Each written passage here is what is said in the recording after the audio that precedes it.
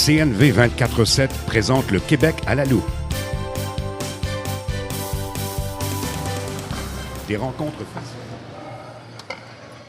Et voilà, en direct du complexe Desjardins, toujours en plein mois de mars, sous parfois des demi-heures ou des heures frisquettes, des heures frisquettes, et des fois sous le beau soleil, la chaleur, le printemps, la beauté, les fleurs, les feuilles, les couleurs qui s'en viennent. Nous sommes en direct du complexe Desjardins, le Québec à la loupe, Rémi Trudel, professeur à l'École nationale d'administration publique et autres métiers honorables, qui est toujours à la barre du Québec à la loupe à chaque semaine.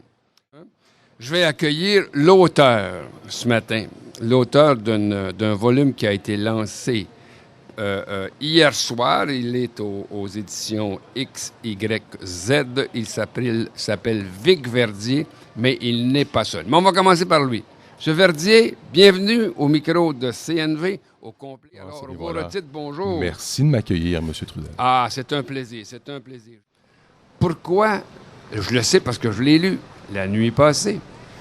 Je sais pourquoi vous avez pris le surnom ou le nom de plume de Vic Verdier. Je veux vous l'entendre parce que je vais vous le dire tout de suite, c'est tellement beau la façon dont vous dites ça. Pourquoi vous avez décidé de choisir comme nom de plume, d'abord un nom de plume, puis deuxièmement, Vic Verdier? Bien, premièrement, il y avait un côté ludique à ça. Il y avait un plaisir à se bâtir un personnage d'auteur.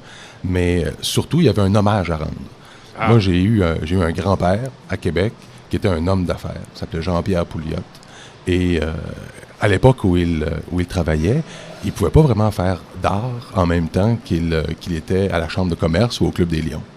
Ce qui fait qu'il avait décidé d'écrire de la musique, d'écrire des poèmes et de publier ça sous le nom de Vic Verdier dans les années 50 et 60. Alors, j'ai des disques à la maison, des beaux 45 tours qui ont été imprimés, qui ont été pressés, en fait, chez Variety à Québec. et puis, on y entend à ce moment-là Bob Walsh chanter des chansons composées par Vic Verdier. Puis je m'étais dit, si un jour je fais œuvre utile avec un roman, j'aimerais ça le faire sous le nom de Vic Verdier. C'est comme si vous aviez rassemblé autour d'une table avec des microphones, avec un seul écoutant, vous, oui, qui traduisait, disait, et de tous les horizons. Là. Vous avez une série de personnages. Là, oui. On a une galerie, là. Une galerie de personnages que vous faites parler. Et là, j'étais absolument fasciné.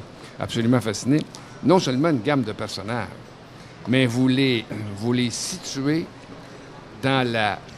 Je vais inventer un néologisme, je vais faire comme Louis-Edmond Hamelin à Québec, dans la mondialité. Okay. Ils sont plus dans leur appartement sur Saint-Denis, ils sont plus sur le plateau, ils sont plus en train de tirer un joint, ils sont plus en train d'avoir des angoisses sur leur avenir professionnel. Ils sont partout et ils ont envie d'être partout. 12 qu'elle s'appelle, Kill s'appelle, veut racheter le domaine familial au Chili. Oui. Hey, Québec, ça c'est le Québec de toujours, de tout cela. Ariel, elle, espère aller au Soudan avec Médecin de Brousse. Junior veut de l'argent, beaucoup d'argent. Ça, c'est classique. C'est classique, mais ça existe, hein? Ben, je pense que oui. Oui, je pense que oui. Et là, vous avez probablement que j'ai même cette maladie-là moi-même. Et c'est pas un péché. C'est toujours la prospérité, là, c'est pas un péché. On est sorti du judéo-christianisme, là. Tu sais, avant ça, là, être prospère, c'était comme renoncer au ciel. Ça voulait dire qu'on avait fait quelque chose de croche. Oui, c'est ça. Mais la prospérité, ce qui n'est pas du tout le cas du côté protestant. Non. Il faudrait revenir à ça. Putain, il faut y revenir, c'est ça. Prochain roman, la passe du judéo-christianisme et le protestantisme à l'heure du développement. Bon, enfin. Donc, vous parliez de la mondialité. La mondialité. Alors, vous avez situé vos personnages sur la planète. Oui. Pour traduire, j'imagine, une façon de voir le monde pour vous. Oui, sûrement. Écoutez, vous me dites ça aujourd'hui, puis je me rends compte que je m'en étais pas... C'est pas un choix conscient.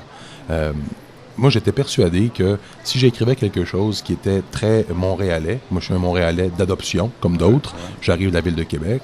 Ça fait 10 ans que je suis à Montréal. Et puis, je me disais, si je suis très montréalais, ça devrait vouloir dire éventuellement que ça va être global, que ça va résonner, ça va intéresser quelqu'un. De la même manière un peu que lorsque vous lisez...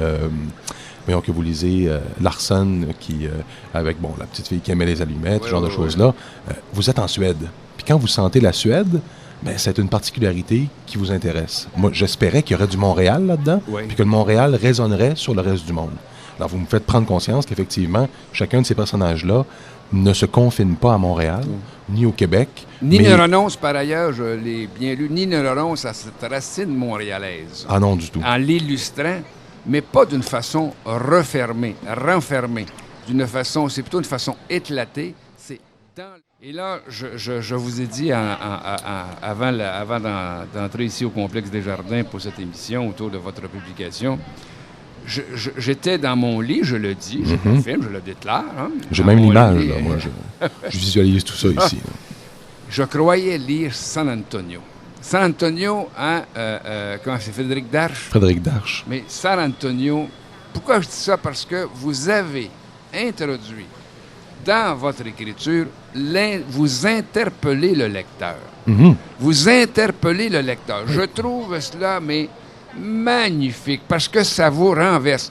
Notre habitude littéraire, bien incrustée, c'est on lit le roman, on lit le reportage, et là, c'est la description des faits, c'est l'illustration. Puis tout à coup, vous arrivez, puis bang!